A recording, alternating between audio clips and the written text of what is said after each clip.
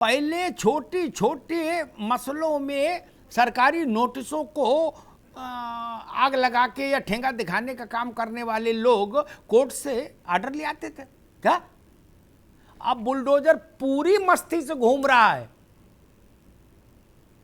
Order नहीं आ रहा। वरना जब तक बुलडोजर में डीजल भराते थे सरकार के लोग, तब तक वहां आर्डर आ जाता था स्टे का। ये भी ध्यान रखना होगा। चंद्रशेखर जी, जो बात मैंने कही उसमें रार न करो, अपनी अपनी डायरी तैयार रखो। इनके पास अभी सरकार है, ये कांग्रेस, सपा, बसपा और आरएलडी क्लियर कर दें। जब आप लोगों के पास आए, आप इनके क्लियर कर देना, पूरा उत्तर प्रदेश गंगा नहा लेगा। नहीं आदरणीय अमिताभ जी, मैं बताना चाहूंगा कि इस समस्या का, हर समस्या का एक सकारात्मक पहलू भी होता है। और हमारी जो सरकार रही उसमें हमने हर समस्या को बड़ा सकारात्मक तरीके, जैसे लाइन ऑर्डर पे आपने देखा 102 से लेकर के डायल 100 लेकर के जो 108 से लेकर के हर चीजों पे हम लोगों ने बड़ा सकारात्मक रूप में लिया। व्यवस्था हमने ठीक किया, हर मोड़ पे एक पुलिस की गाड़ी दी, एम्बुलेंस दिया। इस तरह से स्वास्थ्य और सुशासन दोनों पे बड़ा अच्छा काम किया। उसी प्रकार इसमें भी ये जो अवैध जितने आप बता रहे हैं, इनका जो मेजर हिस्सा है वो किसी शहर में आप देखेंगे वो 3 प्रकार के हैं।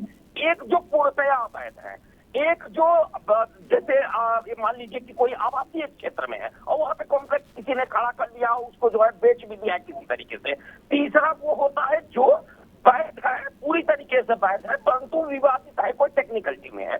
हमारे यहाँ से आदरणीय अखिलेश जी ने बड़ा अच्छा काम किया था। उन्होंने एक रूल लाया था कि पांडे जी ने अच्छा काम ये किया।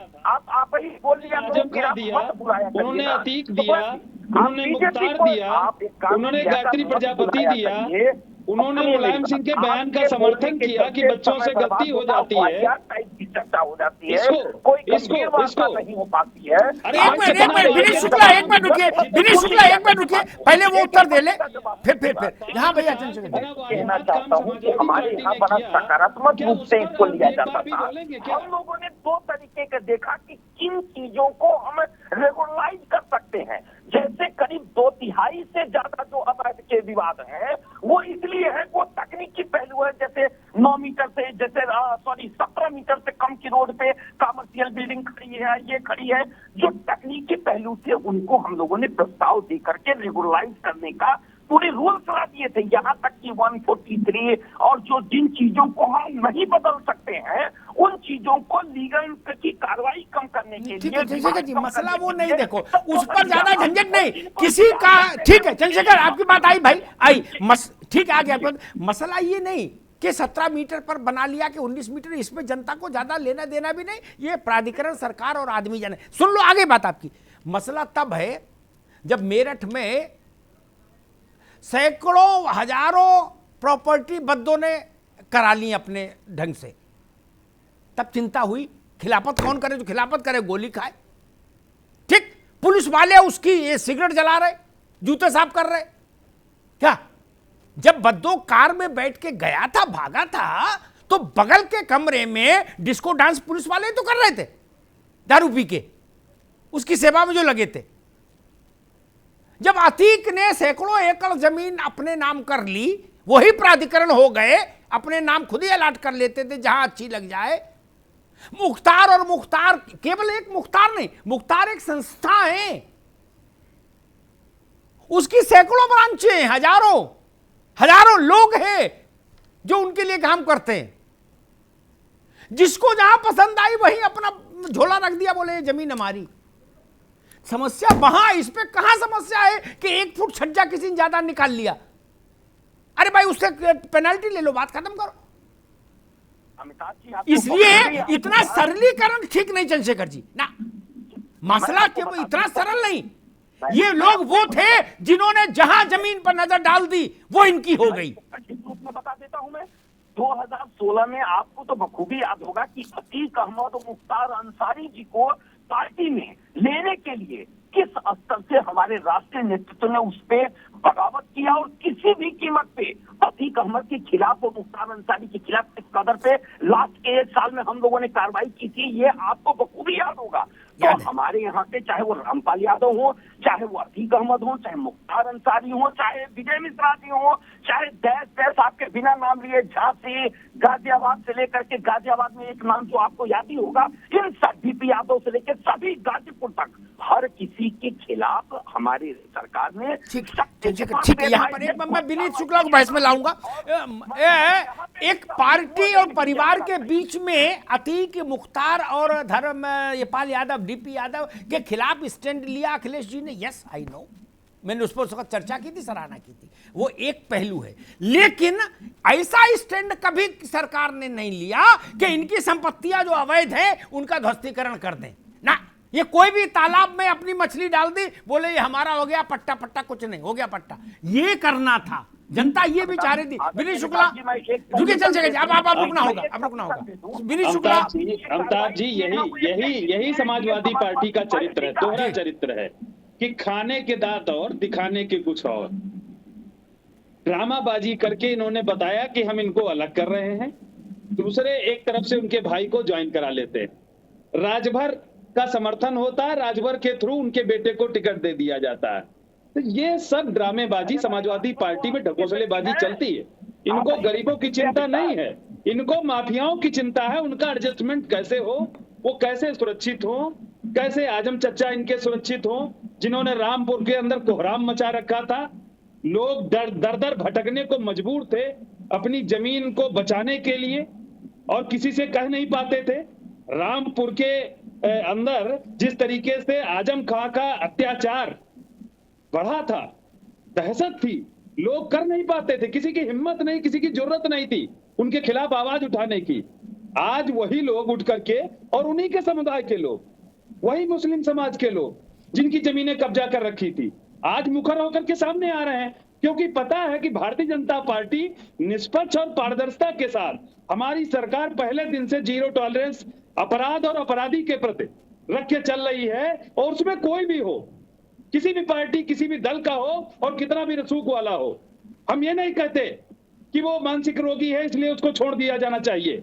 हम ये नहीं कहते कि मुजफ्फरनगर के अंदर दंगे हुए हम उसको हेलीकॉप्टर से लाके यहाँ पर रखेंगे। बाराबंकी और बनारस के अंदर जो घटनाएं हुई, आतंकवादी घटना, उनके मुकदमे वापस लेने के लिए कोर्ट में वकील नहीं खड़े करते। हम ये नहीं कहते कि बलात्कारी बच्चों से गलती हो गई उनको माफ कर दिया जाए। हम अधिकारियों को डराते नहीं कि जाइए पैर पकड़ लीजिए मुलायम सिंह के तो आप बच जाएंगे। आपने बाद में दे लीजिए, ये भाजपा सरकार का चरित्र नहीं है। पॉलिटिकल जवाब दे लिए, ठीक है। मिश्रा जी, मैंने ऐसी हुकूमतें देखी और ऐसे सियासतदान देखे, सुधा जी आप भी सुन लो, ये चीजें काम आएंगी। वो गाड़ी के काफिला चला, गाड़ी से उतरे, कहीं जो जगह पर मैंने लगा रोको, मुआयना किया, चश्मा उतारा, देखा जमीन कैसी है, क्या साथ में अधिकारी भी चल रहे हैं, झोला पकड़, क्या बोले भाई ये जमीन कैसी है, बोले जी नजूल की है, समाज कल्याण की है, कि प्रधान ग्राम पंचायत की, जो भी बताया उनने। बोले ना इसकी व्यवस्था कराओ, क्या जितने में उन्होंने हाथ ऐसे कर दिया उतनी जमीन उनकी हो गई। क्या कागज पत्र बनाना अधिकारियों की जिम्मेदारी, या बनाए या मरे। मैंने देखा सुधा जी, ये प्रदेश बड़ा गजब है, यहां बड़े गजब कारनामे हो जाते थे। मिश्रा जी, ये प्रक्रिया तो बंद होनी चाहिए। आपने सही बोला, ये प्रदेश बड़ा गजब का है। और इस प्रदेश में एक नारा था, मैं पार्टी का नाम नहीं लूंगा, जो जमीन सरकारी है वो जमीन हमारी है। ये नारा भी यहाँ पे चल निकला था इसी चक्कर में। ये जो माफिया है, देखिए साहब, है क्या, जैसे भगवान विष्णु ने 2.5 पग में नाप लिया तीनों लोग, ये एक एक पग में जो जमीन इनको पसंद आती थी ये नाप लेते थे इस तरीके से।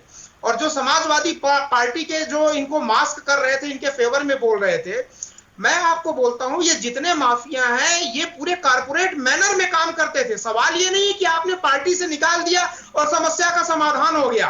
पार्टी से निकाले जाने के बाद इनकी माफियागिरी, इनकी दादागिरी, कब्जागिरी में कोई कमी आई है? कोई कमी नहीं आई है। इनका समूल नाश तभी होता है जब इनके कारपोरेट ऑफिस को जमींदोज किया जाए, ध्वस्त किया जाए, इनको जड़ से हटाया जाए, नहीं तो ये रक्त बीज की तरह पनपते रहते हैं। तो रक्त बीज का संहार जिस बड़े विशेष तरीके से किया गया था, ये तरीका एकदम सटीक है कि पहले इन माफियाओं की आर्थिक कमर तोड़ दी जाए, ताकि ये जो नीचे और नए नए लोगों को माफिया बनाते रहते हैं वो तो रुके, अर्थबल को जब तक खत्म नहीं किया जाएगा। इसीलिए सरकार माफिया के ऊपर कार्रवाई भले बाद में करे, वो न्यायिक प्रक्रिया है, जेल वगैरह चलता रहेगा। पैरेलल में जो सबसे तेजी से चल रहा है, इनके अर्थतंत्र को खत्म किया जा रहा है। माफिया का सबसे बड़ा बल उनका अर्थतंत्र होता है जी। वो तोते में जान जो होती है ना, वो उसकी जान जो कहीं और रहती है, वो इनके अर्थ ये ऐसे तोते हैं, जान तोते में। ठीक है मिश्रा जी, समय का मैं एक छोटा सवाल सुधा मिश्रा से लूंगा।